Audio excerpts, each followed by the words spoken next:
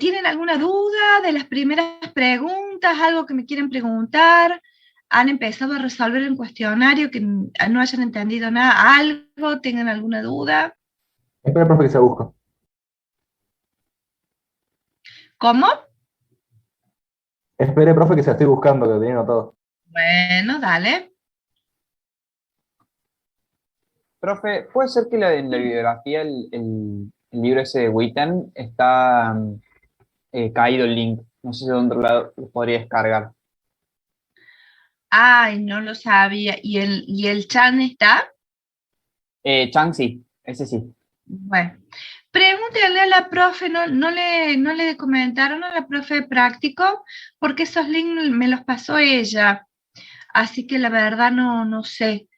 Los pude Em, descargar bien, si quieren los paso al Pregúntenle, grupo, a los libros. ¿cómo? Que yo los pude descargar bien, si quieren los paso al grupo de WhatsApp a los libros. Ah, bueno, dale, porque esos links me los había pasado ella y de última a lo mejor ella ya lo tiene descargado, yo no, porque como lo tengo en papel, no se me ocurrió descargarlo. Pero bueno, si alguno lo tiene, páselo y si no, pregúntenle a la profe a ver si lo tiene ya descargado ella. Bueno, profe, a mí la pregunta que no pude Sí. responder era la 5. Cuando se hace pasar una corriente eléctrica por ciertas sustancias, se produce oxígeno y azufre. Esta sustancia no puede ser una mezcla, un compuesto, una sustancia pura o un elemento. No la Sí, entendí. pero lo que pasa es que eso es del práctico, eso se lo vas a tener que preguntar a Ah, la profe del práctico, porque yo les estoy diciendo de las preguntas de orientación, de la me pregunta 1 al confundí. 6, ¿sí? Que tenían, porque digamos, para que yo pueda avanzar en el teórico, porque si no perdemos el tiempo de teórico, ¿sí? Esas preguntas bien ya de los ejercicios, bueno, lo ven con ella en la próxima clase. Yo les decía de las preguntas de orientación, ¿se acuerdan que hasta las 6 ustedes podían resolver para ir armando su apunte? Sí, esta parte es un ejercicio, el 6. Así que coméntaselos al profe, así por ahí lo hacen en clase el ejercicio. ¿Mm? Sí, profe, disculpe. De las otras preguntas no hay nada. Bueno, vamos a arrancar entonces porque estamos un poco pasaditos. Sí, Les profe, voy a ahora están las compartir. preguntas ¿Sí? en la web. No te entendí, ¿qué? Las preguntas de orientación, profe. ¿Dónde se encuentran en la Sí, web? sí, porque están en la guía. Entonces, están cargadas, yo se las cargué en autogestión a la guía. En autogestión van a encontrar la guía y bueno, y ahí están, como yo les había dicho, la introducción de cada capítulo, de cada unidad, las preguntas de orientación con las cuales ustedes las pueden resolver, resumir, y de esa manera se pueden ya confeccionar su apunte y estudiar de ahí, con los links de los libros, y después tienen los ejercicios de orientación. Es decir, que las preguntas que vos me estás, digamos, las preguntas de orientación están unas páginas antes, una página antes de la pregunta que vos me estás consultando ahora. ¿Mm? Son las preguntas de orientación. Si tenés esa guía, tenés las preguntas de orientación. Están en la página 37. Y vos la que me Acá estás lo preguntando. encontré. ¿Mm? Acá lo Bueno, encontré. dale. Gracias, profe. Bueno, yo les había dicho que con esas preguntas, que son las preguntas de orientación, ustedes pueden, ayudados por las filminas que yo les paso y por los libros, contestarlas, traten de contestarlas lo más completo que puedan, pero siempre siguiendo lo que yo les doy. Es decir, no se vayan a temas, a profundizar cosas que yo no les doy, porque no tiene sentido, no se las voy a tomar tampoco después. Entonces, por eso les digo, el libro con la guía de las filminas, del PowerPoint que yo les doy, pueden responder esas preguntas siguiendo los ítems que yo les voy dando, y con eso ya ustedes se van armando de dónde estudiar para el parcial. Porque más que eso, más que esas preguntas de orientación, no van al parcial. Bueno, entonces vamos a seguir.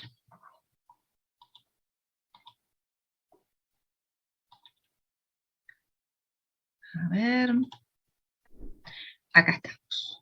Bueno, habíamos quedado, ¿se acuerdan? La clase pasada, ¿en qué habíamos quedado? Habíamos llegado al átomo de Rutherford, donde Rutherford decía o pudo descubrir que tenía esas cargas positivas con masa en el núcleo, que eran los protones. También luego se descubrieron los neutrones, que también le aportaban masa al núcleo, y los electrones se encontraban en la corteza externa en un espacio prácticamente vacío. Ahora bien, desde la física clásica, ¿sí? Los físicos clásicos trataban de predecir el comportamiento de los átomos como si fueran pelotas que rebotan, como estaban acostumbrados a trabajar con estos elementos macroscópicos. Y con esto podían definir fenómenos macroscópicos, pero no podían definir fenómenos micro y nanoscópicos como, por ejemplo, el comportamiento de los átomos para formar moléculas y cómo se mantenían unidos, dando lugar o formando estas moléculas, por ejemplo. Es decir, no podían describir con la física clásica lo que pasaba en el interior de los átomos y en el interior de las moléculas. Para llegar a esto, para llegar a explicaciones más profundas, se debió avanzar en la física y se debió llegar a Planck, físico que estableció la teoría cuántica. Estableció esta teoría cuántica que permitió explicar ciertos fenómenos, ¿sí? Ciertos fenómenos de átomos y moléculas, ¿sí? ¿Por qué? Porque hasta ese momento, o investigaciones en los albores del siglo XX, fíjense que muchos descubrimientos, como les dije en la clase pasada, rondan el 1900, ¿sí? Hasta el 1920, o sea, hubo una explosión, digamos, de un gran avance de la ciencia en estos albores del siglo XX. Y los físicos también descubrieron que los átomos, ¿sí? Que átomos y moléculas, en un proceso de radiación, podían emitir radiación. Estos átomos y moléculas podían emitir radiación, pero que esta radiación que emitían tenía valores discretos. O sea, esta energía que emitían, la radiación es la transmisión de energía en forma de onda. Bueno, la energía que podían emitir estos átomos y moléculas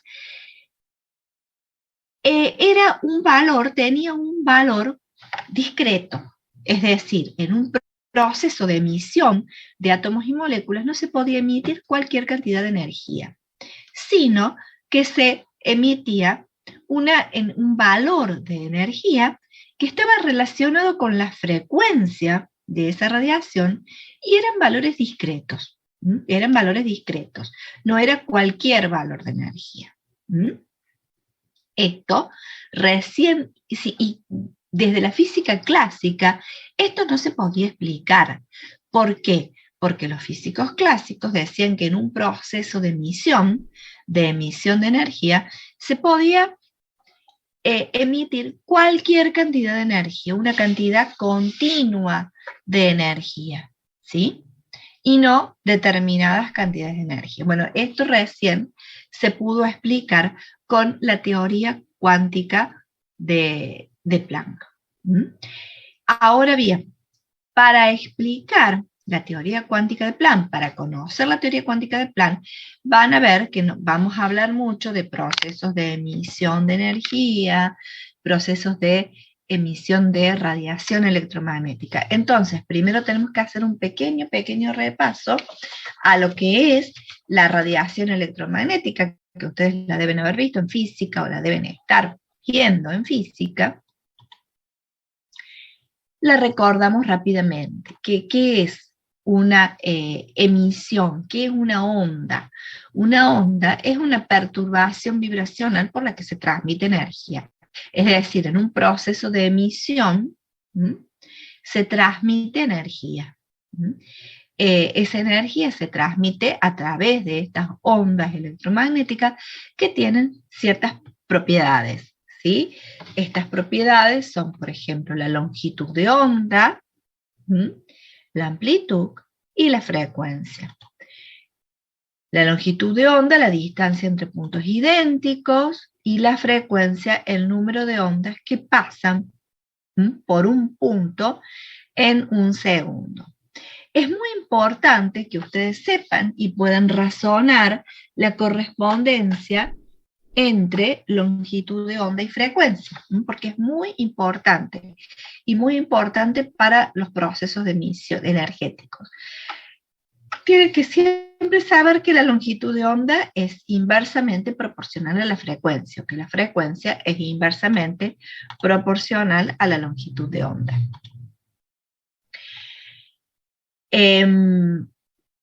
La radiación electromagnética, bueno, Maxwell, ¿qué propuso? Propuso que la luz era radiación electromagnética, es decir, que la luz estaba formada por ondas electromagnéticas, que tenían una componente de campo eléctrico y una componente de campo magnético. Entonces, esa radiación es la emisión o la transmisión de energía a través de ondas. La luz tiene una velocidad constante en el vacío, por lo tanto, a través de esa velocidad de la luz, que es constante en el vacío, puedo establecer la relación entre, como les decía antes, entre longitud de onda y frecuencia, ya que longitud de onda por frecuencia es igual a la velocidad. Por lo tanto, como les dije, la longitud de onda siempre es inversamente proporcional a la frecuencia. Por ejemplo, si ustedes podemos analizar un espectro electromagnético, ¿qué vamos a ver? Donde tenemos las mayores frecuencias, ¿sí?, tendremos las menores longitudes de onda. Y esto corresponde, por ejemplo, a los rayos gamma, a los rayos X, que como ya les había dicho, de la clase pasada son rayos de alta energía. Recuerden que frecuencia se relaciona con energía.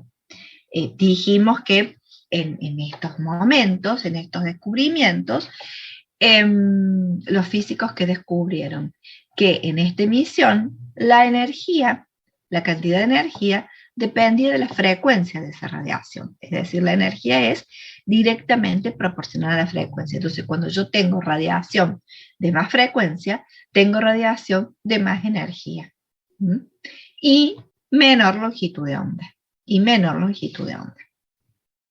Cuando me muevo hacia la derecha, en el espectro, ya tengo las ondas de radio, las ondas de televisión, que son longitudes de onda más grandes y por ende de menor energía. Y en el medio tengo el espectro visible. Que va desde el azul para las longitudes de onda más cortas, al rojo para las longitudes de onda más grandes. Es decir, desde cercano al ultravioleta hacia cercano a el infrarrojo. Entonces, ¿por qué? Porque el visible está entre el ultravioleta y el infrarrojo. Y ese es el color. ¿Por qué? Justamente este es el rango visible porque es el rango que puede detectar nuestro ojo con un determinado color. Bien, acá más o menos estamos en lo mismo, solo que está invertido, en el sentido que tengo las mayores longitudes de onda ahora acá a la izquierda, y las menores frecuencias y mayores frecuencias a la derecha. También tienen el espectro visible en el medio. Bien. Como les dije, necesitamos repasar esto de radiación para poder meternos a lo que fue la teoría de Planck, que nos permitió ahondar más y poder explicar con mayor exactitud el comportamiento de átomos y moléculas. Bien, como les dije, los átomos, ¿sí? Los átomos, en estos descubrimientos, en esta época, se descubrió que los átomos en un proceso de emisión, es decir, podían emitir energía, pero que esa energía que emitían dependía de la frecuencia. ¿Cómo pueden emitir los átomos energía? Cuando se los somete a un calentamiento o una descarga eléctrica, pueden emitir energía. Pero esa emisión de energía tenía un valor discreto, dependía de la frecuencia de esa radiación. Es decir, no se podía emitir cualquier cantidad de energía, sino la energía dependía de la frecuencia. ¿Cómo se las arregló Planck para explicar esto? Cuando los físicos clásicos decían que la energía era continua, es decir, que en un proceso de emisión se podía emitir cualquier cantidad de energía desde cero a infinito. Bueno, Planck postuló en realidad que en ese proceso de emisión, lo que se estaban emitiendo en ese proceso de emisión de luz, los que se estaban emitiendo eran paquetes de energía, que los llamó él cuantos de energía. Determinados paquetes de energía, o cuantos de energía. Es decir, que la energía se emitía en cuantos, en paquetes. Entonces no se podía emitir 1,1 paquetes de energía. Se podía emitir o 1, o 2, o 3. Así que él definió cuanto como la mínima cantidad de energía que podía ser emitida o también absorbida en forma de radiación electromagnética. Y el valor de energía de ese cuanto lo asocia a la frecuencia, ¿sí? A partir de la constante de Planck. Entonces él dice que se podía emitir un cuanto, 2, 3 o 4 cuantos. Es decir, cuantos que eran múltiplos enteros de la energía de este cuanto, de este paquete de energía, que depende de la frecuencia de la radiación a través de la constante de Planck. En realidad, ¿qué hizo él? Cuantizar la radiación. ¿Sí? Cuantizar la radiación. En realidad, Planck se basó en la naturaleza misma. Si ustedes se fijan, la naturaleza misma está cuantizada. Por ejemplo, una persona no puede tener 1,2 hijos. Tiene 1, 2 o 3 hijos. Una gallina pondrá 1, 2, 3, 4 huevos. Un árbol dará 1, 2, 3, 4 frutos. Una planta dará 1, 2, 3, 4 flores, ¿sí? Y no 1,15, 1,16. Es decir, no cualquier valor, sino cuántos. O sea, es decir, que tomó la naturaleza para poder establecer que la energía electromagnética también estaba cuantizada. No se podía emitir cualquier cantidad de energía en un proceso de radiación, de radiación electromagnética, sino que se emitían cuantos de energía. Es decir, los átomos, las moléculas, cuando se excitan, emiten cuantos de energía que dependen de la frecuencia de esa radiación. ¿Alguna duda hasta acá? Para que podamos ir profundizando. ¿Estamos bien? Bueno, seguimos. Sí. ¿Sí, Francisco?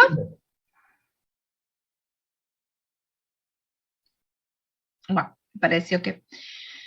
Bueno, entonces, partiendo de la energía cuantizada, o sea, hasta ahora, digamos, lo que hemos visto, que es un concepto que por ahí cuesta asimilar, pero es de que en un proceso de emisión de energía no se puede emitir o absorber cualquier cantidad de energía, 1,1, 1, tanto, sino que se pueden emitir paquetes o cuantos que llamó Planck de energía. Utilizando esa teoría cuántica de Planck, Einstein pudo explicar lo que, y ya vamos a ver para qué nos sirvió esa teoría cuántica. Yo les voy a dar acá algunos ejemplos que pudieron ser, o algunos fenómenos que pudieron ser explicados con esa teoría cuántica. Uno es el del efecto fotoeléctrico. Einstein tomó la teoría cuántica y pudo explicar con ellos el efecto fotoeléctrico. ¿Qué es el efecto fotoeléctrico? Es un fenómeno según el cual electrones son lanzados o pueden ser emitidos desde ciertos metales cuando se exponen a radiación electromagnética, cuando se exponen a luz, siempre y cuando esa radiación, esa luz, tenga una determinada frecuencia mínima. Si esa luz no tiene una frecuencia mínima relacionada con la energía, obviamente una energía mínima, los electrones no pueden ser emitidos de las placas metálicas. Y este es un fenómeno muy importante, por ejemplo, para los procesos de acumulación de energía. Por ejemplo, las pantallas solares, la acumulación de energía, los sensores fotoeléctricos que deben conocer, ¿sí? Las fotocélulas que se colocan que ustedes colocan para que se prenda automáticamente, digamos, una luz, por ejemplo. Y todo esto está basado en el efecto fotoeléctrico. Pero para poder desprender esa corriente de electrones es necesaria una luz de una frecuencia mínima. De una frecuencia mínima. O sea, de una energía mínima. ¿Y por qué? ¿Por qué? Porque los electrones en un metal están atraídos al núcleo de cada átomo, ¿sí? Con una determinada fuerza, según el metal que sea. Entonces, para yo poder arrancar los electrones, tengo que vencer esa fuerza con la que esos electrones están atraídos a ese átomo, al núcleo de ese átomo, para poder arrancarlo. Por eso es que necesito una energía mínima. Ahora, ¿qué se planteó Einstein para explicar esto? Él dijo, bueno, que el fotón en realidad asimiló una corriente de luz, un flujo de luz, ¿sí? Como una corriente de partículas. Cada una de estas partículas la denominó fotón. Entonces, él postuló que bombardear o hacer incidir un haz de radiación sobre una placa metálica era como bombardear esa placa metálica con partículas de luz. A esas partículas de luz las llamó fotón. Y cada uno de este fotón tenía una energía directamente proporcional a la frecuencia a través de la constante Planck. Es decir, que cada partícula de luz era un cuento de radiación, si lo vemos con Planck. Cada partícula de luz, llamada fotón, era un cuanto de radiación. Entonces, ese fotón, para poder arrancar un fotón, un electrón, tiene que tener una energía mínima capaz de poder, que venza esa fuerza de atracción del electrón con el núcleo. Ahora bien, si la energía de ese fotón, de esa partícula de luz, con la que estoy bombardeando esa placa metálica, que tiene una energía para tratar de arrancar el electrón, si esa partícula de luz tiene una cantidad de energía mayor que esa cantidad de energía necesaria para atraer al electrón, lo voy a atraer y el resto de la energía va a ser energía cinética que va a tomar ese electrón. Entonces, cuanto mayor energía tenga ese fotón, es decir, cuanto más frecuencia tenga, mayor va a ser la energía cinética que va a poder adquirir ese electrón después de ser arrancado. Ahora bien, si yo quiero arrancar más cantidad de electrones, no lo voy a hacer aumentando la energía del fotón. No lo voy a hacer aumentando la energía del fotón. ¿Por qué? Porque la energía del fotón, ¿sí? Parte la voy a usar para arrancar el electrón y el resto para darle la energía, se va a transformar en energía cinética del electrón. Para yo poder arrancar más electrones, lo que necesito son más fotones. Es decir, necesito una luz con mayor intensidad, que tenga mayor número de fotones para arrancar más electrones. Entonces, acá hay un concepto que es muy importante que puedan distinguir, y es la diferencia entre intensidad de la radiación y energía de la radiación, que son distintos. La intensidad de la radiación, ¿sí?, depende del número de fotones que tiene esa radiación. En cambio, la energía depende de la frecuencia, ¿sí? Entonces, cuando yo quiero arrancar más electrones, necesito más fotones, más intensidad.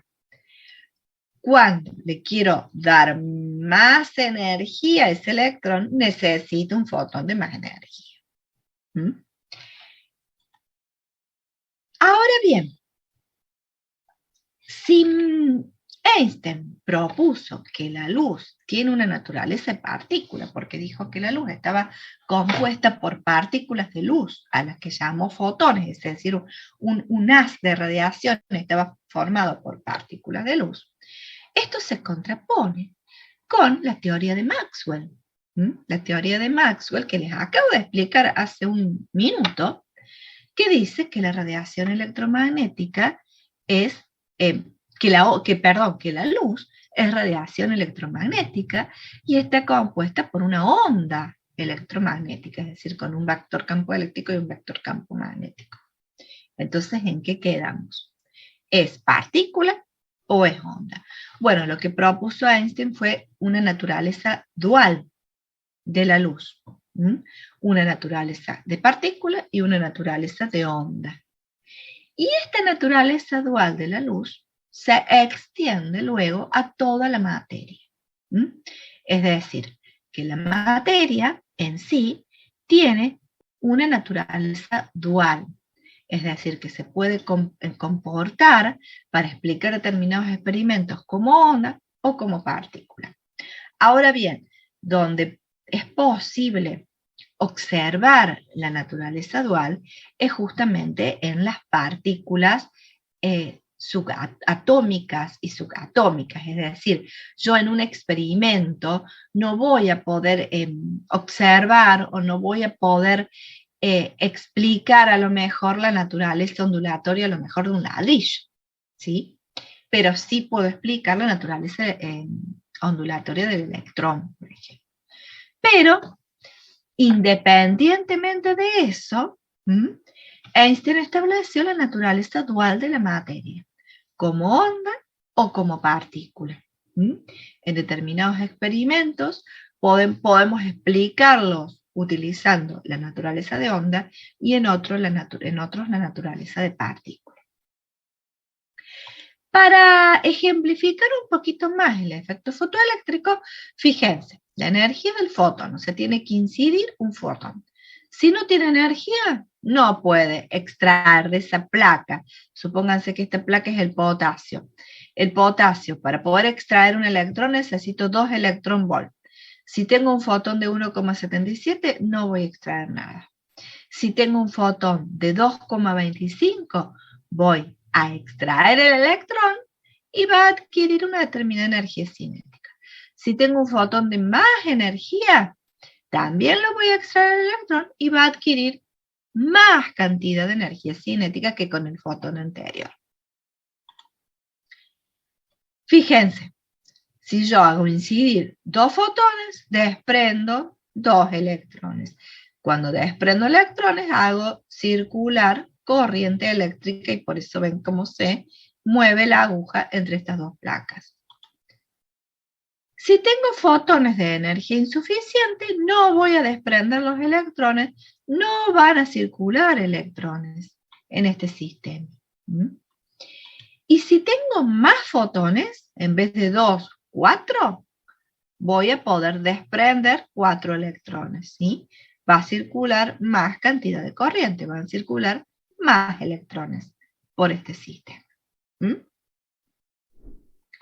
Bueno, este es el efecto fotoeléctrico que puede ser explicado por esa teoría cuántica. Otros fenómenos que pueden ser explicados con la teoría cuántica también son los espectros de emisión, los espectros de emisión discontinuos, que son los espectros de emisión de átomos y moléculas. Y estos espectros de emisión son muy importantes que los estudiemos, porque son los espectros de emisión que pueden ser explicados con la teoría cuántica y permiten explicar un nuevo modelo atómico más avanzado, que es el modelo atómico de Bohr. Entonces, utilizando yo para llegar a este modelo atómico de Bohr, para poder explicárselo, ¿qué necesito? Que sepan conceptos de la radiación electromagnética y que sepan el concepto general de la teoría cuántica, para poder explicar los espectros de emisión de los átomos, que son la evidencia experimental de este postulado de Bohr con respecto a esta nueva teoría atómica, que es la teoría atómica de Bohr. Entonces, los espectros cuando los sólidos, vamos a empezar por los espectros continuos. Cuando hay sólidos, cuando los sólidos se calientan, se emiten espectros que son continuos. ¿Qué significa continuos? Que abarcan todas las líneas espectrales. Es una radiación continua. La radiación continua o un espectro continuo corresponde a los sólidos calentados, por ejemplo, una barra de hierro cuando entra en incandescencia, o por ejemplo el Sol. El Sol da lugar a un espectro continuo, es decir, a una emisión que abarca todas las longitudes de onda. Ese es un espectro continuo. Es decir, cuando los sólidos se calientan, emiten un espectro que se denomina continuo. ¿Qué les quiero decir continuo? Que ese espectro abarca todas las longitudes de onda. Pero los átomos de los elementos, cuando se calientan o cuando se los someten a una descarga eléctrica, emiten también una radiación que constituye a un espectro discontinuo. Es decir, que no abarca todas las longitudes de onda, sino determinadas líneas espectrales. Estos espectros discontinuos, que son emitidos por los átomos de los elementos, ¿sí?, de todo elemento puro, en un proceso de emisión o absorción da lugar a espectros discontinuos, es decir, a ciertas líneas, es lo que permiten justamente caracterizar a los elementos. ¿Qué les quiero decir con esto?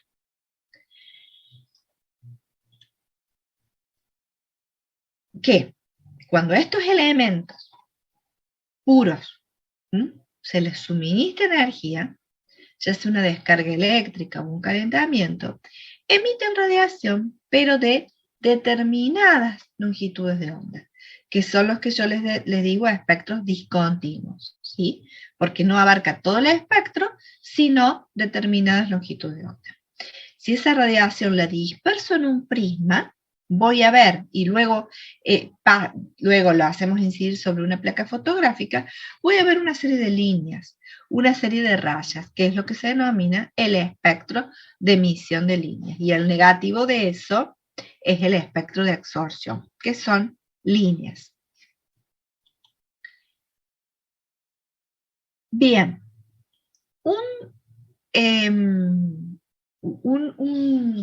una experiencia o una evidencia de que los elementos puros emiten espectros de líneas, es por ejemplo si nosotros calentamos litio o calentamos sodio o calentamos potasio, ¿sí?, donde sus emisiones están dentro del rango visible, van a ver si yo tengo el elemento litio y lo caliento, van a ver una llama azul. En el sodio van a ver una llama amarilla, y en el potasio van a ver una llama roja. ¿Por qué les parece que tenemos esta diferencia de color entre estos elementos cuando los calentamos? Por su composición química. Porque son elementos distintos, sí, está bien, son elementos distintos. Entonces son elementos distintos, ¿y qué va a pasar? Cuando se los calienta, emiten, ¿sí? ¿Puede Pero ser por la longitud de las ondas? claro, claro, porque como yo les dije, cuando los elementos puros se calientan, emiten radiación, emiten un espectro de líneas, ¿sí? Ese espectro de líneas que son determinadas longitudes de onda. ¿Y qué pasa? En la emisión del litio emite longitudes de ondas cercanas al azul. En cambio, es decir, longitudes de onda más cortas, por ende mayor frecuencia y mayor energía. En cambio, el potasio, cuando emite un espectro, su espectro de emisión corresponde a longitudes de onda más largas, y por eso estamos dentro del rojo. Es decir, esto nos está corroborando que este experimento de simplemente calentar elementos distintos y tener distintos colores, nos está corroborando que el espectro de emisión no es continuo, porque si el espectro de emisión fuera continuo, tendría en todos los casos una llama blanca. Porque la llama blanca es la conjunción de todas las longitudes de onda, como vemos la luz solar. Que sí, que el espectro del Sol es un espectro continuo. Tenemos todas las longitudes de onda que terminan haciendo a la luz blanca del Sol. En cambio, en los elementos no. En los elementos tenemos un color. ¿Qué me indica ese color? Que no tengo todas las longitudes de onda en el espectro, sino algunas. En el caso del litio, más las de menos longitud de onda, y en el caso del potasio, las de más longitud de onda. Por eso uno va al azul y otro va al rojo. ¿Se entiende hasta ahí? Sí, profe, se entiende. Entonces, vamos ahora a ir estudiando más profundamente estos espectros discontinuos. Esta es simplemente una evidencia así muy, muy rápida. Por ejemplo, es un Profe, espectro. disculpe. Sí. Yo no entendí muy bien el espectro de absorción. Bien, lo que pasa es que yo me voy más al espectro de emisión porque lo que quiero es llegar a la teoría atómica, pero en realidad es la inversa. Mira, si yo tengo, veámoslo acá, justamente, acá tenemos los dos. El espectro continuo es este, el de emisión continua es este, ¿sí? Tenés todas las longitudes de onda. El espectro de emisión discontinuo va a ser este, es decir, cuando un átomo emite, porque lo sometí a una descarga eléctrica o lo calenté, va a emitir esto que emite, va a pasar por un prisma, se descompone y tenés estas líneas. A su vez, cuando vos a un elemento lo calentás o le das energía, ese elemento absorbe, ¿sí? Cuando absorbe la radiación, no absorbe todas, ¿sí? Sino que absorbe ciertas longitudes de onda. Y lo que pasa de esa luz es como decir, yo tengo el elemento y tengo una lámpara, ¿sí? Una lámpara que tiene todas las longitudes de onda. Tengo el elemento, la lámpara que tiene todas las longitudes de onda. Fíjate, supónete que acá te voy a sacar esto. Esta es una lámpara, ¿sí? Que va a emitir todas las longitudes de onda. Tengo acá yo el elemento. Ese elemento no va a absorber todas las longitudes de onda. Va a absorber algunas. Entonces, la luz de esta lámpara que pasa e incide sobre una placa, vas a ver todas las longitudes de onda, menos en negro las que el elemento absorbió.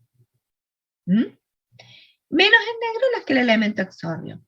Y a la inversa, si yo a este elemento lo someto a una descarga eléctrica y lo hago emitir, va a emitir ciertas longitudes de onda, que son las que tenés acá. ¿Sí? Entonces, en definitiva, en el espectro de absorción, vos estás viendo las longitudes de onda que le quedan a la luz que hiciste incidir en el elemento, que absorbió algunas longitudes de onda. En cambio, en el espectro de emisión, lo que vos vas a ver es la luz que emite el elemento. ¿Se entendió ahora? Sí, perfecto. Muchas gracias. ¿Ah? Profe, todos Bueno, los elementos, todos los sí. elementos tienen la misma capacidad de emisión que de absorción. O sea, todos emiten mucho más de lo que absorben. No, perdón, todos absorben mucho más de lo que emiten. En realidad es lo mismo. Es lo mismo. Lo que ya después, cuando veamos la teoría atómica, lo vas a ver. Si vos te estás refiriendo a las líneas espectrales, un elemento tiene las mismas líneas espectrales que emite, son las mismas líneas espectrales que absorbe. Es idéntico. Es idéntico. Por ejemplo, mira, acá lo ves justamente, espectro de emisión y absorción de un mismo elemento. Cuando absorbe vas a ver líneas negras. Cuando emite, las líneas de color. En exactamente las mismas longitudes de onda. Las mismas longitudes de onda. ¿Por qué? Ya lo vamos a explicar, justamente. ¿Por qué? Te lo explica la teoría atómica de Bohr. ¿Por qué ocurre eso? ¿Por qué es en esa longitud de onda absorbe y en esa longitud de onda emite, no en otra? Entonces la emisión y la absorción es la misma.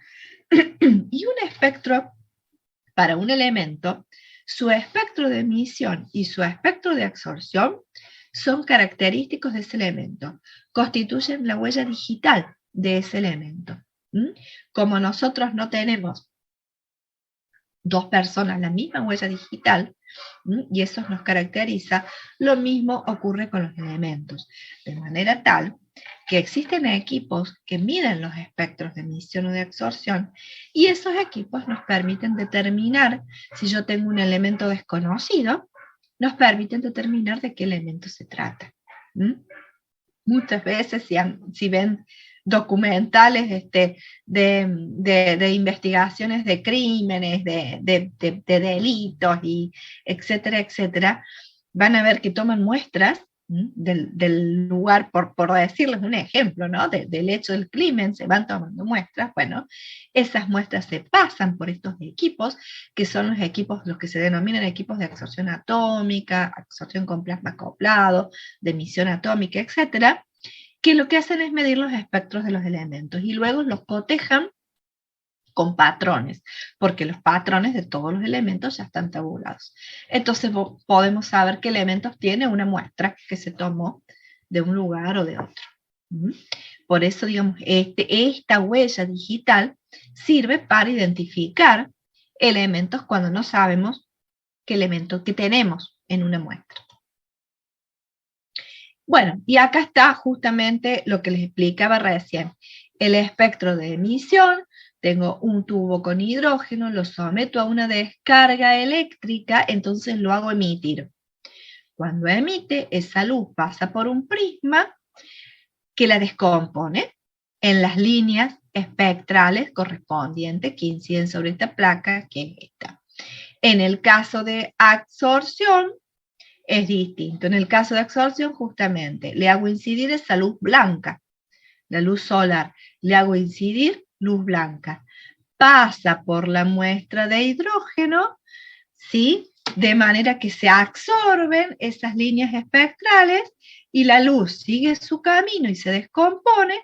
Entonces voy a ver que la luz que llegó a la placa va a ser esa luz blanca a la que se le sacaron justamente las líneas espectrales correspondientes al hidrógeno y que van a ser exactamente las mismas, si se trata del mismo elemento, ¿sí? Bueno, acá está corrido, en realidad, a ver, está un poquito corrido. No. Bueno, Esos son los espectros. Ahora bien, ¿para qué me sirve? O mejor dicho, ¿cómo los explico? ¿Por qué son así? ¿Por qué son así? ¿Por qué veo esas líneas? Yo hasta ahora lo único que hice fue relatarles un experimento. Decirles que si ustedes hacen este experimento o hacen este otro, van a ver esto. ¿Pero por qué? ¿Por qué ocurre eso? ¿Sí? Y si es con los elementos, ¿no? Si es con los elementos. Si ustedes en realidad calientan una barra de hierro, que es una aleación en realidad, el espectro es otro, es un espectro continuo. Si no, esto ocurre con los elementos puros y son espectros característicos. Bien, para explicar el porqué de esto, es que Bohr postuló su teoría atómica. Su teoría atómica puede en realidad explicar por qué los espectros de los átomos son de esta manera. Bueno, acá volvemos a lo mismo, el mismo experimento que ya graficado de otra forma, pero es el mismo experimento. Disculpe, profe, ¿esto Sí. solo se cumple para los elementos puros? Sí. Solo Bien. se cumple para los elementos puros. Es decir, cada elemento puro tiene su aspecto característico. Si vos tenés una mezcla de elementos, por ejemplo, vas a tener una suma de espectros que después habrá que ver cómo los separas, digamos. Pero cada elemento puro tiene su espectro. Ahora, ¿cómo lo explicó Bohr? Bohr lo explicó de esta forma. ¿Qué dijo Bohr? Bohr dijo que, volviendo a lo que sabíamos del átomo, ¿sí? Sabíamos del átomo que teníamos en el núcleo protones y electrones, protones y neutrones, y que los electrones estaban alrededor. Lo que Bohr propuso, o ideó, o pensó, es cómo estaban ubicados los electrones, ¿sí? Porque ahora nos interesa ver, para poder explicar más al átomo, a dónde están ubicados los electrones. Entonces, ¿qué propuso Bohr? ¿Qué ideó Bohr? Que esos electrones se encuentran girando en órbitas circulares alrededor del núcleo. ¿Y por qué no son atraídos al núcleo? Porque esa fuerza de atracción es equilibrada con la velocidad de giro del electrón, que giran en órbitas circulares alrededor del núcleo. Pero Bohr postuló que estos electrones giran en órbitas circulares, pero en determinadas órbitas que tienen asociada una energía cuantizada. Es decir, que esas órbitas, nuevamente, apelando a la teoría cuántica de Bohr, de Planck, esas órbitas están cuantizadas. ¿Qué significa? Que el electrón no puede estar acá en el medio. O puede estar en la órbita 1, en la órbita 2 o en la órbita 3. No puede estar en el medio. Entonces existen, digamos, el electrón tiene órbitas o niveles permitidos de energía. Niveles permitidos con una determinada cantidad de energía cuantizada. Es más, Bohr le dio el valor a la energía de cada nivel, que ya vamos a ver cuál es. Y entonces ese electrón solo puede estar en estos. Así como decíamos que una gallina puede poner 1, 2 o 3 huevos, el electrón puede estar en la órbita 1, 2, 3, 4. Y no en la 1,5. Eso postuló Bohr. Es decir, que la energía del electrón tiene un valor cuantizado. Es decir, si el electrón está en la órbita 1 va a tener una energía, si está en la órbita 2 va a tener otra, si está en la órbita 3 va a tener otra. Cuando existe una emisión de luz, es porque el electrón se mueve de una órbita de mayor energía a menor energía. Siempre, obviamente, la energía de la órbita aumenta a medida que nos alejamos del núcleo. La energía de la órbita aumenta a medida que nos alejamos del núcleo. Entonces, en un proceso de emisión, es decir, cuando se emite radiación cuando un átomo de un elemento emite radiación, es porque el electrón se movió de una órbita de mayor energía a una órbita de menor energía. De un nivel de mayor energía a un nivel de menor energía. Y ahí emitió. Ahora bien, fíjense, el electrón se puede mover del nivel 3 al 2, o del 3 al 1, o del 4 al 2. Es decir, tiene determinadas transiciones posibles.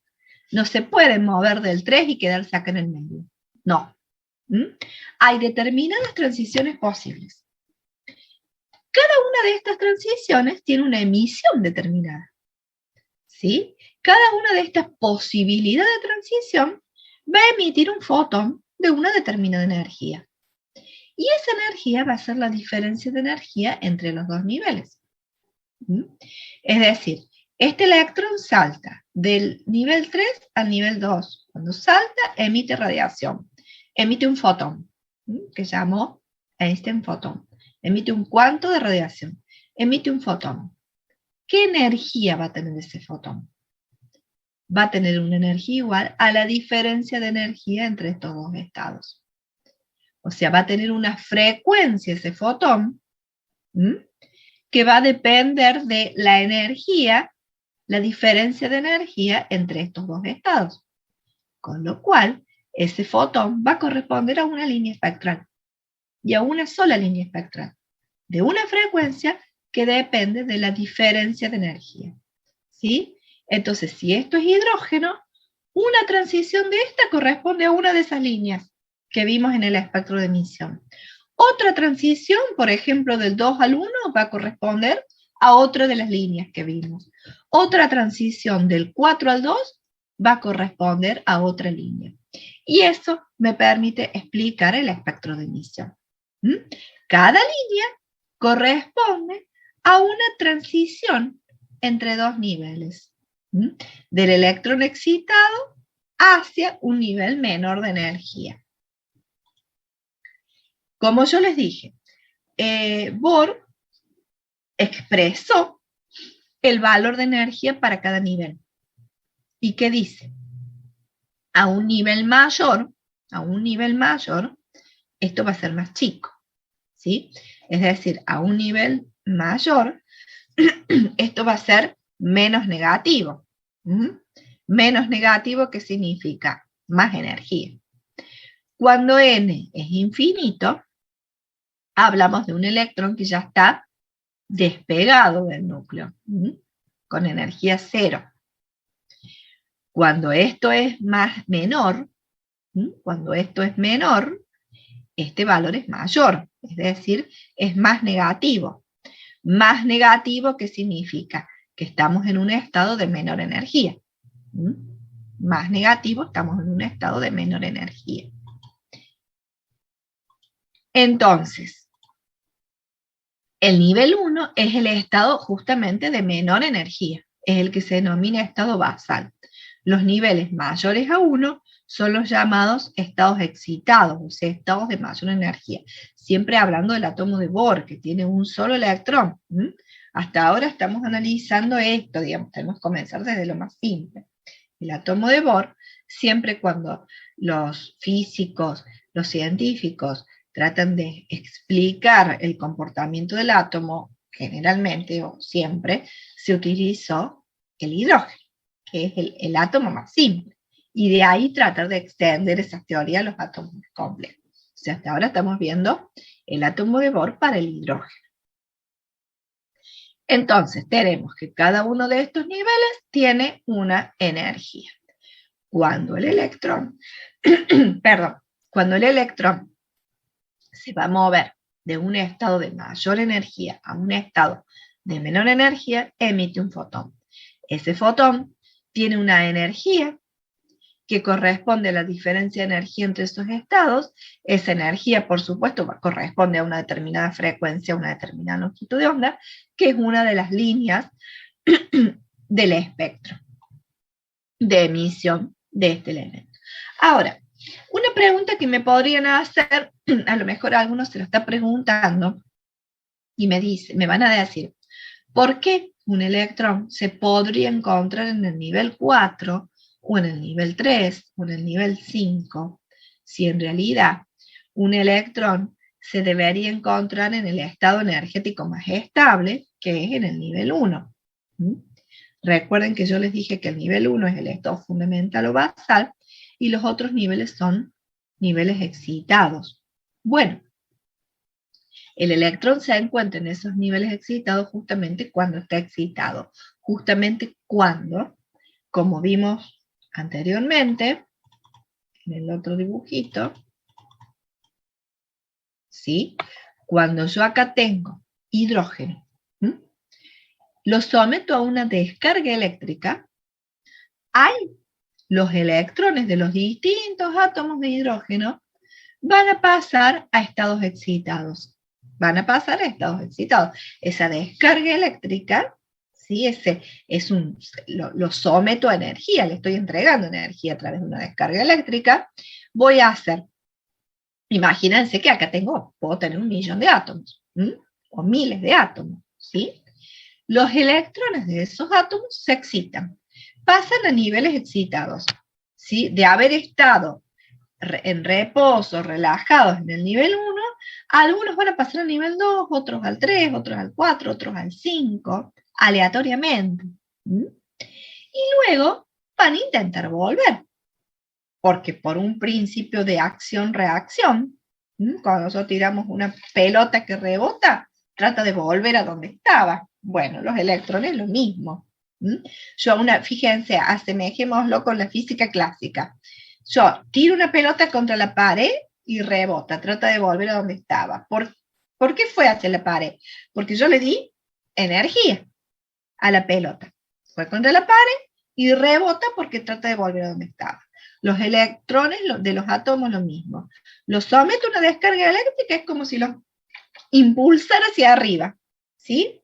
Algunos llegan más alto, otros menos, y tienden a volver a donde estaban. Cuando vuelven, es cuando emiten la energía, que es la diferencia de energía entre los dos estados, del estado excitado al estado que llegó. Puede volver al 1, pero puede que otros vuelvan al 2, que otros... Es aleatorio por los miles de átomos que tengo. Y entonces, cada transición, por ejemplo, por decirles, no sé, pero a lo mejor esta línea corresponde a la transición del nivel 4 al 2. Esta línea corresponde a la transición del nivel 4 al 1. Esta línea corresponde a la transición del 2 al 1. Y ahí tengo las distintas líneas que corresponden al espectro de emisión.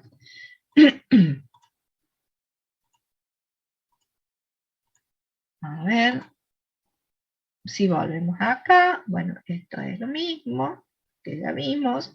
En la emisión, cómo pasaba de un estado de mayor a menor energía, y entonces tengo una emisión. Y en esa emisión, como les dije, como tenemos miles de átomos, los que están en niveles excitados, por ejemplo, en el nivel excitado 6, o en niveles, por ejemplo, podemos tener electrones que se excitaron al nivel 6, otros al 5, otros al 4, al 3, al 2. Todos esos que estaban excitados en distintos niveles y caen de nuevo al 1, me van a dar una serie de líneas que corresponden a la serie de Lyman. Los que caen al 2 corresponden a la serie de Balmer, de Paschen y así. ¿Qué son estos? Simplemente los que descubrieron esas líneas en el espectro. Entonces en el espectro van a haber una serie de líneas que corresponden a estas, o a estas transiciones, o a estas transiciones, o a estas transiciones. Esas líneas corresponden a las transiciones, es decir, como les dije antes, a la energía de los fotones emitidos, que es igual a la diferencia de energía entre el estado final y el estado inicial. El estado final al que llegó y el estado inicial. Es la diferencia de energía. Que se puede calcular, porque si yo conozco la energía de cada nivel, la puedo calcular. Y esta será la energía de cada línea espectral, es decir, de cada transición. Que es la energía de ese fotón.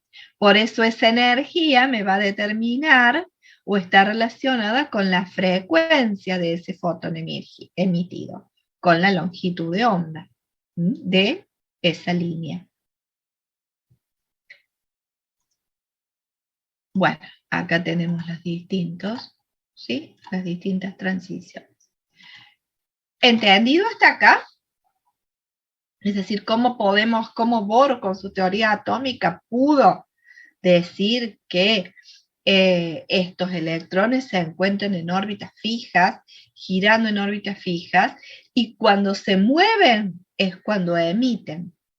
Y emiten la diferencia de energía entre esos niveles.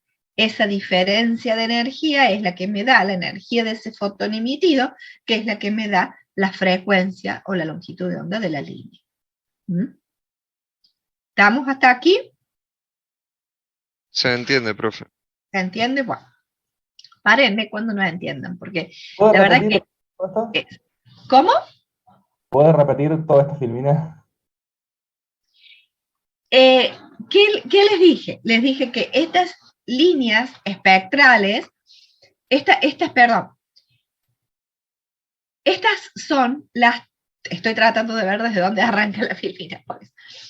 Estas transiciones corresponden, o estas líneas corresponden a transiciones entre distintos niveles, ¿sí? Como vimos antes. Entonces, cuando yo a los átomos los someto a una descarga eléctrica, esos átomos se excitan. Se pueden excitar a cualquiera de estos niveles, al 6, al 7, al 5, al 4, al 3, pero tienden a volver, tienden a bajar. Cuando bajan, emiten radiación. Hay electrones que bajarán al nivel 1, ¿sí? Entonces, este electrón que estaba en el nivel 2, cuando baja al nivel 1, va a emitir radiación que depende de la diferencia de energía entre estos dos niveles. Es decir, este electrón que baja de acá a acá va a emitir un fotón. Y va a emitir un fotón que va a tener la diferencia de energía entre el nivel 2 y el 1, que se puede calcular con todas estas fórmulas que dio Bohr. Entonces, el fotón que emite el electrón cuando cae del nivel 2 al 1 va a tener esta energía, que es la diferencia de energía entre estos dos niveles, ¿sí? Y como la energía del fotón es igual a h nu, donde nu es la frecuencia, esa diferencia de energía corresponde a una determinada frecuencia, por ende una longitud de onda, y corresponde a una línea en el espectro electromagnético. Esta otra transición corresponde a otra línea. Esta otra transición del 4 al 1 corresponde a otra línea. Esta transición del 5 al 1 corresponde a otra línea. Todas esas líneas relacionadas con la caída de electrones al nivel 1 tienen un nombre, porque dependen del nombre de quien los descubrió. Eso no me importa tampoco que lo sepan. Simplemente que hay series de líneas, y esas series de líneas corresponden a transiciones de niveles mayores a menores. Y el valor de la energía de esa transición se puede calcular. Nada más que eso. ¿Sí? Este dibujito, si quieren sacárselo de la cabeza, sáquenselo. No me importa. Yo lo único que quiero que sepan es que cuando el electrón baja de un estado excitado a un nivel inferior, emite energía. Emite un fotón. Ese fotón tiene una energía que depende de la diferencia de energía del estado superior menos el estado inferior. Ese fotón con una energía va a tener una determinada frecuencia dada por h nu, que corresponde a una línea del espectro. Con eso me quedo tranquila, con que sepan eso, ya está. Perdón, profe. Sí. Entonces, cuando un electrón baja de una capa a otra, ¿se libera un fotón? Sí, Bien, se libera eso. energía. Se libera Se libera energía. energía. Ah, Se bien, bien. libera energía en forma de fotón. O se Ah, libera bien, luz, bien. se emite luz. Se emite luz. Acordate que Einstein que dijo que esa luz, esa corriente de luz era una corriente de partículas a las que llamamos fotones. Entonces, cuando un electrón sufre una transición de mayor a menor, emite un fotón de luz. con una determinada energía, con una determinada frecuencia. Perfecto, gracias. Profe, y Sí, entonces esa cantidad de fotones que se emite sería lo que le sobra de bajar la energía, ¿no? exacto, es la diferencia de energía entre el estado final y el estado inicial. Claro, porque cuando yo bajo a un estado de menor energía, claro, es la que le sobra, digamos. Es la diferencia de energía entre el final y el inicial. ¿Mm? Si lo ves de lo que le sobra, sí. Es así. Ahora bien, entonces Borque dijo, en definitiva, Borque dijo, digamos, dejando de lado las emisiones, lo que Bohr dijo era que los electrones en un átomo los podíamos ubicar en órbitas fijas. En la órbita 1, en la 2 o la 3. Entonces yo puedo decir, tal electrón de un átomo está en la órbita 1, tal electrón está en la órbita 2. ¿Sí? Es decir, ubico los electrones en los átomos. Ahora bien, los físicos clásicos, esto no entraba en la teoría clásica, porque la teoría clásica, ¿qué decía? Que cuando esos átomos emitían radiación, podían emitir cualquier cantidad de energía. Y no una energía que era la diferencia entre un estado y otro, ¿sí? Sino que podían emitir cualquier cantidad de energía porque la energía era continua. Entonces no podían entender por qué la energía emitida dependía de la frecuencia de la radiación y solo se podían emitir ciertas energías. No podían entender por qué el electrón no podía estar en cualquier lado y solo en ciertas órbitas. ¿Y qué hicieron? Trataron de explicar, embarraron en realidad, ya van a ver por qué. Trataron de explicar esa teoría de Bohr, pero desde la física clásica. ¿Cómo? Consideraron, ¿qué dijeron? Si acá los modernosos me están diciendo que la luz está compuesta por partículas, está compuesta por fotones, la luz, que nosotros sabemos que es radiación, está compuesta por fotones. Bueno, sigámosle la onda y digamos entonces que las partículas, como los electrones, son ondas, también son ondas. Que las partículas como los electrones son ondas. Entonces de Broglie postuló esto, que ese electrón que está girando en la órbita de Bohr era una onda también.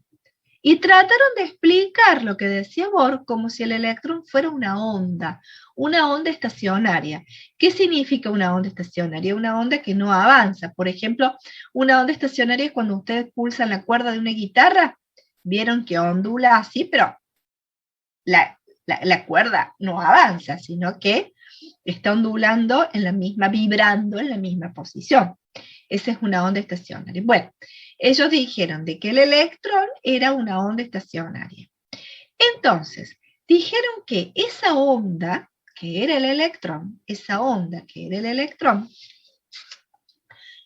debía caber un número entero de veces en la circunferencia de la órbita para que no se anulara.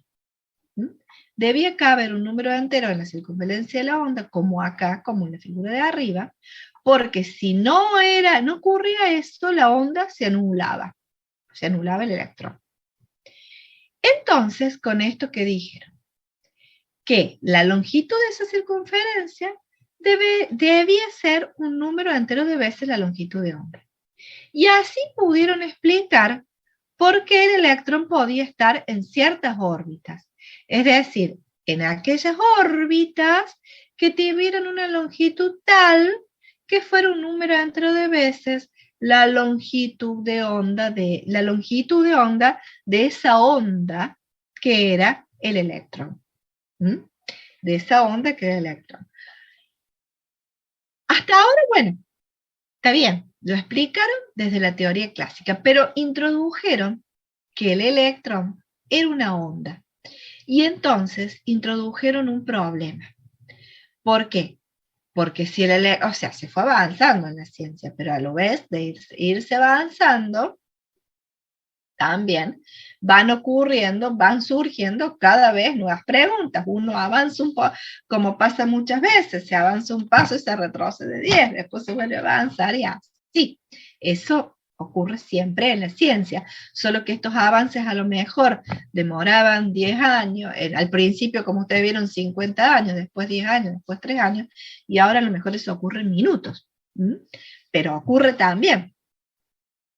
Entonces, explicaron que los electrones se encontraban en determinadas órbitas con la teoría clásica, diciendo que el electrón era una onda. Pero como les digo, complican la cosa al definir, al postular que el electrón es una onda, aunque sí se condice con la teoría de Einstein de la naturaleza dual de la materia. Y agarrándonos de ahí, decimos sí, el electrón se puede comportar como onda, como la luz se puede comportar como partícula. ¿Está bien? Sí. Yo tenía una pregunta. Cuando en la fórmula que mencionó antes de E igual a menos R por 1 dividido n cuadrado, ahí es negativo E, si n es positivo, ¿es porque emite energía? Claro, sí. Es porque la energía, perdón, en realidad es por lo que les expliqué antes.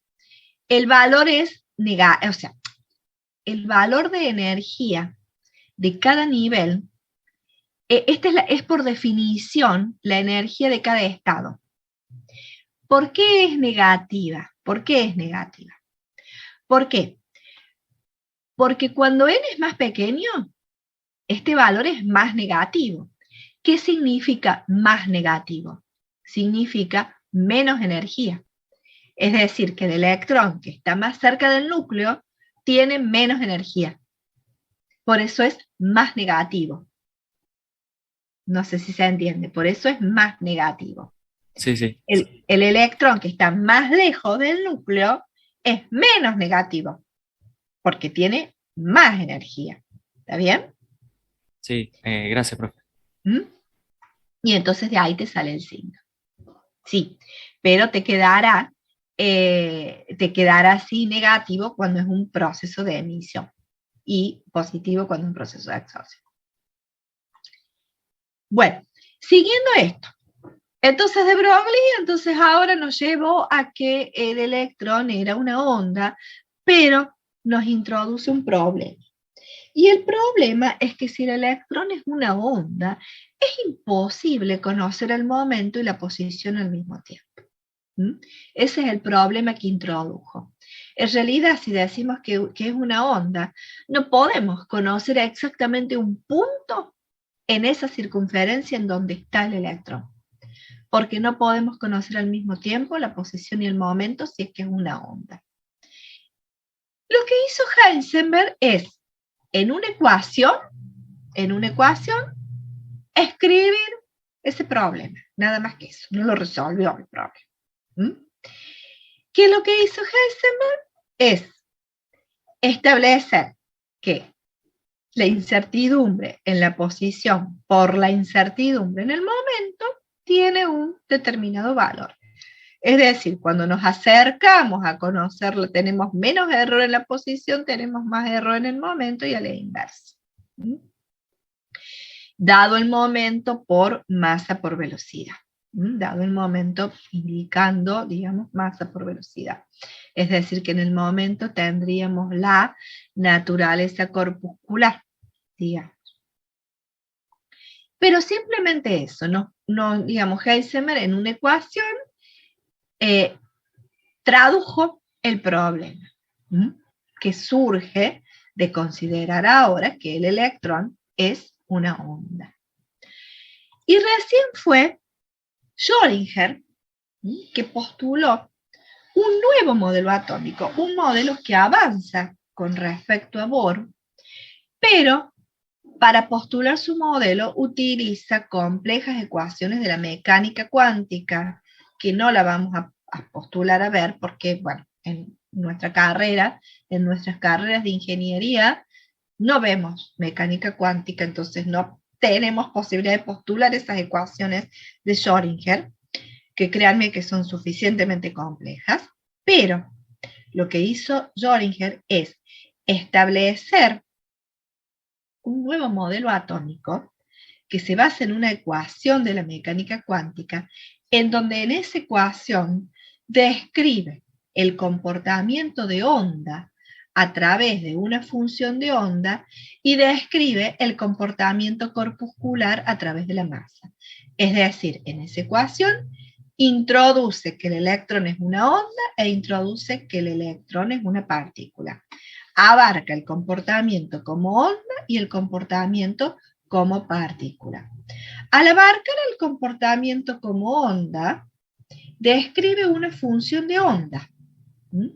Describe una función de onda que en realidad no tiene un significado físico, pero del cuadrado de esa función de onda depende la posición del electrón o la probabilidad de encontrar al electrón. Entonces ya en este nuevo modelo es un nuevo modelo probabilístico, en donde, introduciendo el principio de incertidumbre e introduciendo el comportamiento como onda y como partícula del electrón, esa ecuación, la resolución de esa ecuación, me permite encontrar zonas, es una ecuación probabilística, ya vamos a la mecánica cuántica probabilística, me permite identificar zonas donde hay mayor probabilidad de encontrar al electrón. Esas zonas sustituyen ahora la idea de órbita. Esas zonas se llaman orbitales. Schrödinger habla de orbitales atómicos. Orbitales, es decir, zonas alrededor del núcleo donde hay mayor probabilidad de encontrar al electrón. Entonces ya no, el electrón no está en una órbita fija donde puedo conocer exactamente las coordenadas del electrón, sino que se encuentra alrededor del núcleo en orbitales, es decir, en una zona donde tengo una alta probabilidad, una mayor probabilidad de encontrarlo. Esa zona está definida justamente por la teoría, está definida por esa ecuación. Entonces, eso fue en 1926, vieron que fue todo ahí, todo se fue dando ahí, en los primeros años del siglo XX. Schrödinger formuló esta ecuación, que como les dije, describe la naturaleza de partícula como la función de la masa, y la naturaleza de onda como una función de onda, que como les dije, esa función de onda no tiene un significado físico, pero el cuadrado de la función de onda nos da la probabilidad de encontrar el electrón en una determinada región. Entonces, ¿qué nos dice esa ecuación? Que el electrón puede ocupar ciertos estados energéticos. Describe estados energéticos que el electrón puede ocupar. Y a cada estado energético le asocia una función de onda. ¿Y qué nos da esa función de onda? El cuadrado de la función de onda nos da la probabilidad de encontrar al electrón en una cierta región del espacio que se denomina orbital. Entonces, la resolución, ¿qué es un orbital atómico entonces? El orbital atómico es una región del espacio con una determinada densidad electrónica, es decir, una determinada probabilidad de encontrar al electrón. Bueno, esta ecuación fue postulada para el átomo de Bohr, como les dije antes, y se puede aproximar a átomos multielectrónicos. Ahora bien, esa ecuación de Schrödinger, que como les dije, introduce el comportamiento de onda y el comportamiento de partícula a través de la masa, el comportamiento de onda, de tal manera que esa función de onda nos permite identificar zonas u orbitales con mayor probabilidad de encontrar el electrón. Esa ecuación, resuelta para cada electrón de un átomo, me da La resolución de esa ecuación son 4 números. Son 4 números, que son los que ya va, Juan, termino la idea y me preguntas. La resolución de esa ecuación de Schrödinger corresponde, o la solución de esa ecuación son 4 números, que son los llamados, que ustedes habrán visto algunos en la secundaria, los números cuánticos. Los 4 números cuánticos que identifican a un electrón.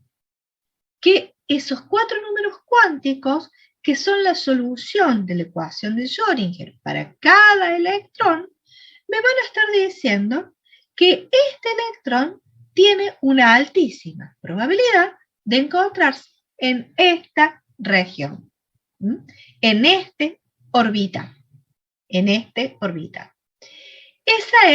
es el modelo de Schrödinger, que se denomina en realidad modelo de nube, porque en realidad lo que está describiendo es una zona del espacio donde tengo una mayor probabilidad de encontrar el electrón. Sí, Juana, ahora sí. ¿Cuál era la pregunta? Sí, perdón si interrumpí por lo de la... No, está perfecto. Yo la dejo para cuando realmente pueda responderla. Sí. Lo del modelo de Schrödinger, no sé cómo se pronuncia, Schrödinger. Sí, Schrödinger, es difícil pronunciar. ¿Reemplaza totalmente la idea de las capas de Bohr? ¿O es que las convierte en región, por así decirlo? En realidad no reemplaza, porque vos vas a ver, en realidad no reemplaza, sino que avanza sobre la teoría de Bohr, pero no la reemplaza. Sí reemplaza el concepto de órbita por orbital. Es decir, ya no vamos a decir más que el electrón está en la órbita 1, 2, 3, sino que vamos a decir está en este orbital. En el orbital S del nivel 1.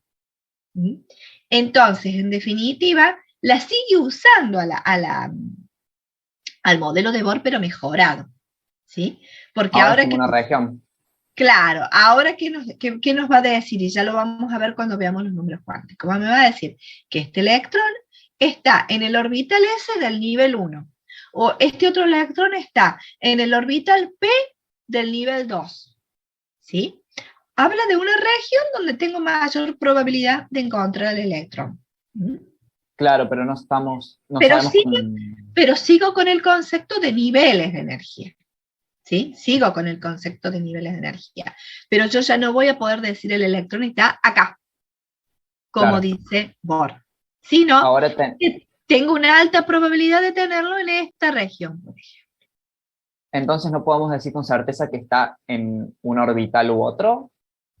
Sí, que digamos, no certeza, pero con una alta probabilidad te encuentro. O sea, este ya es un modelo probabilístico. Yo no te puedo decir que está acá con estas coordenadas, sino que te puedo decir que tengo una altísima probabilidad de que esté en esta región. No sé exactamente si está ahí, donde te marca la flecha. Porque aparte, como está vibrando, como se está moviendo, tengo una alta probabilidad de que esté en una determinada región. Por eso es un modelo probabilístico. ¿Sí? Pero se basa en Bohr, porque seguimos hablando de niveles de energía. ¿Sí? Pero ya no de una determinada coordenada en una órbita circular. Sí, no sé cómo es tu nombre, Rojo de apellido, pero no sé el nombre. Agustín, ¿podría volver 2 segundos a la filmina anterior? Sí, Literalmente. dale. Sí. ¿Sí? ¿Acá o en la otra? Y ahora 1 segundo más en la otra. Sí. Listo, ahí está. Muchas gracias. Pensé que me ibas a preguntar algo. No. ¿Ah? Era solo para copiar una cosita. Que no De todas maneras, esto está todo subido, ¿eh? No te hace falta copiar nada. Esta Filminas está todo subido en autogestión, todas las clases, así tal cual les doy el PowerPoint, el mismísimo PowerPoint, lo tienen en la autogestión. Yo generalmente cuando estamos en clases presenciales, yo les aconsejo que lo impriman antes, si pueden imprimirlo, que lo impriman. Entonces cuando ustedes están en clase, tienen esto impreso y cualquier anotación la hacen sobre ese impreso, digamos. Ahora hasta ustedes están grabando las clases, pero por ahí, qué sé yo, siempre en mi concepción mental a mí me resultaría mucho más fácil tenerlo ya impreso e ir tomando nota sobre lo que ya está. Pero bueno, ¿Cuáles cada serían vez las diapositivas de la clase que viene? están todas subidas, están todas, todas, todas. Estas están subidas como creo que bolilla 1A, pero están todas, ya están todas las de todo el año. Así que sí, están todas subidas en autogestión. Les pregunto, ¿las han visto, no? Porque por ahí yo pienso que las subí y no están. Sí, sí, las tengo descargadas, solo quería para ir imprimiendo, saber Ah, cuáles eran las que bien. siguen. Vos querés saber cuáles las que siguen. Vamos a seguir en la misma bolilla. Vamos a seguir en la bolilla 1A. Porque en la que sigue, bueno, ya que está, te los muestro así, nosotros llegamos hasta acá. La clase que viene vamos a ir en números cuánticos, que está en el mismo archivo. ¿Mm? Todo números cuánticos, es la bolilla 1A. O sea que tenés todavía toda esta misma descarga para la clase que viene y no sé si para la otra también. Profe, Sí.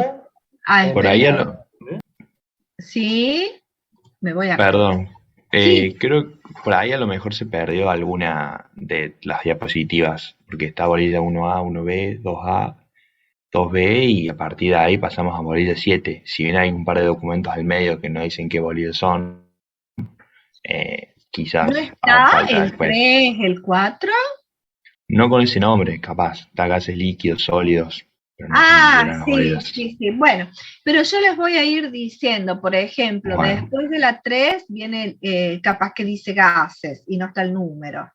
Sí, bueno, ustedes van a ir viendo los temas, seguramente dice gases, después el otro dice líquidos, el otro dice sólidos. Yo les voy a ir diciendo. En la 1A sigue estando, para la clase que viene sigue estando lo mismo, que es el 1A hasta que terminemos números cuánticos. Después sigue 1B y ya vamos bien, ya les voy diciendo yo. Pero bueno, es 1A y 1B. Creo que con 1A, 1B tienen casi todo el primer parcial. Así que no se preocupen tanto. Y la 2.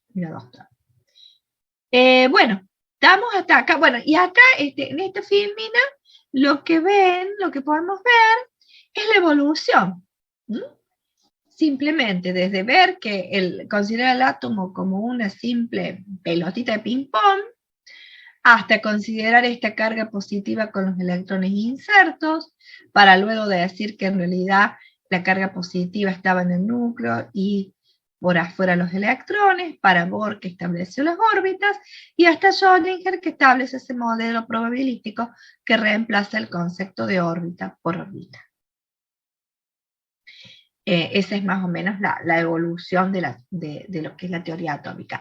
Con esto ya terminamos teoría atómica, porque yo les dije justamente que la solución para cada electrón del átomo de la ecuación esta probabilística de Schrödinger me da esos 4 números cuánticos que identifican al electrón, a cada uno de los electrones del átomo. Entonces, la clase que viene vamos a comenzar a estudiar justamente esos 4 números cuánticos que identifican a los electrones en los átomos para de ahí pasar a lo que es la configuración electrónica. Eso es lo que vamos a ver la clase que viene ya. Y ya en el próximo lunes, bueno, lamentablemente no tienen clase, capaz que lo van a recuperar, pero ya ahora nos vamos a unir teórico con práctico, ¿sí? Cuando yo les dé números cuánticos, van a hacer ejercicios de números cuánticos, cuando les dé configuración electrónica, van a hacer ejercicios y así. Pero bueno, por ahora llegamos acá, que con respecto a las preguntas de orientación,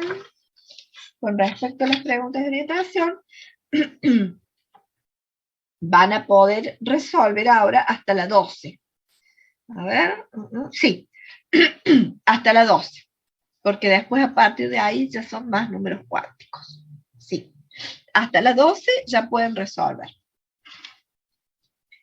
bueno, para ir armándose su apunte. ¿Algo más? ¿Algo que les haya quedado? Sí. Profe, disculpe, ¿cómo? Disculpa. A ver, Sol y después, sí.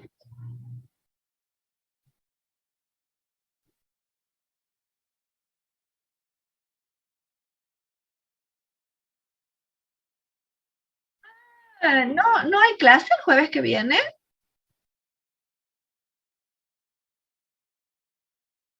No. Mira, la verdad que no, no sabía. No la tenía. Yo doy clase los martes a las 9 de la mañana. Si ustedes quisieran, si pudieran, estaría bueno para no perder. Porque bueno, sí, si es un día que es feriado, es cierto, el 19 de agosto es el día del UTN, pero con esto de que no hay presencialidad, o sea, los 19 de agosto, digamos, la UTN está cerrada, pero con esto de que de la virtualidad, no sabía si se iba a respetar o no. Si nadie da clases, bueno, no voy a dar por una cuestión de respeto a la institución, ¿no? Pero yo doy clases y justamente voy a dar la clase porque yo doy clases los martes y los jueves, los martes doy a las 9 de la mañana con este mismo link. Así que si ustedes pudieran el día martes de 9 a 10 y media, el día martes que viene, yo doy la clase. El tema es que, como no todos van a poder, yo no puedo dar la clase que desde la semana que viene por dada. Así que la voy a tener que dar al otro jueves. No me va a quedar otra. Quiero decir, por más que ustedes vengan a clase el martes que viene, yo la clase la voy a tener que repetir el próximo jueves. Porque no todos van a poder venir el martes y bueno, voy a tener que sí o sí repetirla. Así que bueno, es lo mismo. O la doy o entran el martes con el mismo link, o entran el jueves. Igual para todas las clases, ya que está, les aviso, ¿no? Si ustedes en una clase no pudieron entrar un día jueves, pueden entrar un día martes. Lo que pasa es que ahora vamos a comenzar a estar desfasados. Ese es el único problema. Pero bueno, por ahora la clase que viene se va a dar el martes, o si no, el jueves siguiente. Miren, si yo llego a dar clases, yo voy a averiguar qué hacen los otros profes de química. Si yo llego a dar clases, voy a publicarles en la autogestión. Es decir, hasta ahora ese jueves es feriado. O sea que yo no daría clases, como si fuera el lunes. Si yo llegara a poder dar clase, voy a preguntar qué hacen los otros profes de química, sobre todo porque, bueno, dependo, digamos, de la decisión de la cátedra de química, que es una cátedra muy grande. Si la cátedra decide dar clases el jueves que viene, yo se los voy a poner en el avisador de la autogestión. Si no les pongo nada es porque no hay clase. ¿Mm? Así no estamos de acuerdo. De nada.